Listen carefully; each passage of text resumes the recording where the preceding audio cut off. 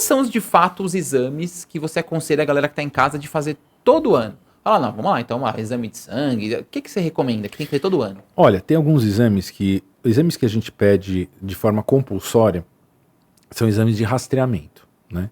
Então, vai muito da idade do paciente, vai muito do gênero do paciente, enfim. Então, por exemplo, as mulheres. Se você tem, por exemplo, você tem mais de 40 anos, mas que você já, inclusive, principalmente se você já tem histórico na família, você tem que fazer ultrassom de mama ou mamografia. Por quê? Porque você está rastreando um tumor, né? Porque na sua faixa etária, esse tumor já pode aparecer. Então, você procura, né? Quando você vai no médico, por exemplo, e você pede, a partir dos 40 anos, você pede uma glicose, hemoglobina glicada, é porque a partir dos 40 anos você já tem uma incidência maior de diabetes nessa faixa etária. Então, de uma forma geral, de forma racional, a gente tem exames específicos para rastreamento de doenças específicas em determinadas faixas etárias, em determinados gêneros, né? No homem, câncer de próstata, agora é a partir dos 45 anos, né? Você já tem que fazer rastreamento de câncer de próstata. Então, é isso. Agora, no consultório, o que acaba acontecendo muitas vezes é que você acaba pedindo mais exames. Sim. Né? Principalmente se o paciente é um paciente que faz atividade física, né? Super saudável, não tem nada. Mas, poxa, se você faz atividade física de alto rendimento, você tem que ter pelo menos uma avaliação da estrutura do coração, que é o ecocardiograma. Você tem que ter pelo menos entender como o corpo dele reage no esforço intenso. Se você faz um teste ergométrico ou ergoespirométrico, que é aquele que bota a máscara junto, né? Exames de sangue, você faz rastreamento de diabetes, de colesterol, né, que são fatores de risco cardiovasculares. E assim, o diabetes também, mas principalmente o colesterol, tem um componente genético muito importante.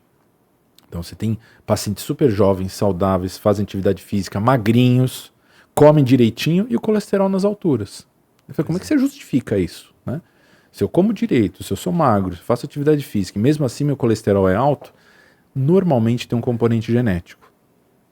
Culpa do pai, da mãe, da Do família, mãe, do não avô, tem o que da fazer. avó. Não tem como correr. Existe uma correlação, inclusive, com alguns locais de alguns imigrantes, né, que moravam em determinados locais na Europa, que eram bolsões de doenças genéticas relacionadas ao colesterol. Principalmente Portugal, Espanha. Então tem os descendentes dos portuguesinhos aí, muitos deles têm colesterol alto. Porque vinham, na verdade, de pequenos vilarejos nos locais. Sim. Eles não vieram de Lisboa, eles vieram de pequenos vilarejos. E aqueles vilarejos, século passado, retrasado, tinham muito casamento consanguíneo. Então, se um deles tinha doença genética, o outro também tinha, juntava os dois genes, manifestava. Juntava dois genes, manifestava. Primo que casava com primo, enfim. Então, você proliferava aquelas alterações genéticas, e uma das alterações genéticas é o colesterol, né, a dislipidemia. Outra alteração que não tem relação direta com cardiologia, né, que é a tal da anemia do Mediterrâneo. Talassemia. São alterações que vinham, né, de descendentes, por exemplo, do Mediterrâneo. Né? Então tem essas. Por isso que é importante tirar a história. Entendi. Né? Às vezes a gente fala assim, vou te dar uma guia de exames, tal, depois você traz para mim para eu ver o que vem. Errado. Fuja desse médico. Errado. É isso. Vamos conversar, me conta um pouco da sua vida, me conta um pouco da sua família, se alguém tem alguma doença, seus pais são falecidos, o que aconteceu com eles, tem irmãos, algum deles também tem doença.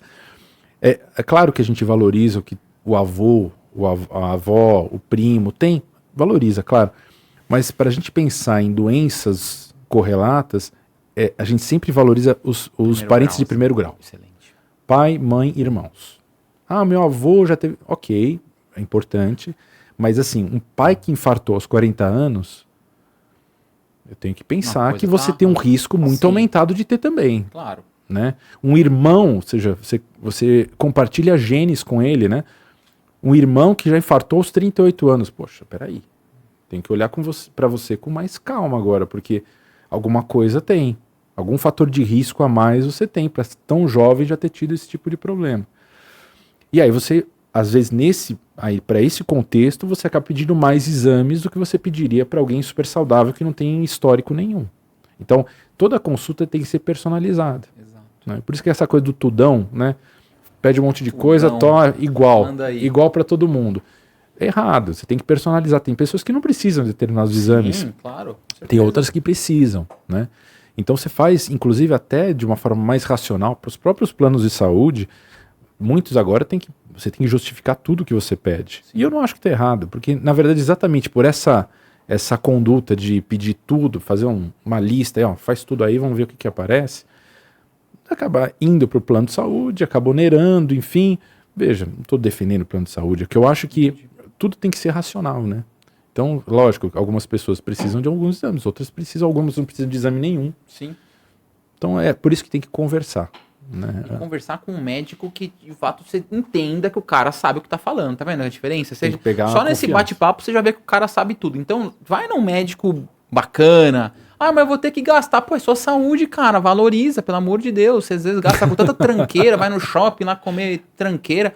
Pô, invista na sua saúde. Minha mãe falou esses dias, falou, ai filho, eu tenho medo de ir muito no médico e descobrir alguma coisa. Pelo amor de Deus, é esse o objetivo. Porque se você descobre, às vezes, as coisas cedo, você salva o rolê. Senão depois você acaba descobrindo um negócio em estágio avançado, gente. Aí não tem Albert Einstein que vai resolver. Então, né, tem que ter esse zelo, esse cuidado. Essa coisa, não, é melhor, vai que descobre. Deixa quieto. Então, vai que descobre. Eu deve ter ouvido essa expressão, ou você em casa deve ter usado essa expressão de deixa quieto, vai que acha alguma coisa melhor. Vai que... Galera, a gente tem que cuidar do nosso maior patrimônio, gente. Não adianta, você tem que ficar preocupado. Não adianta. Principalmente quem tem filho.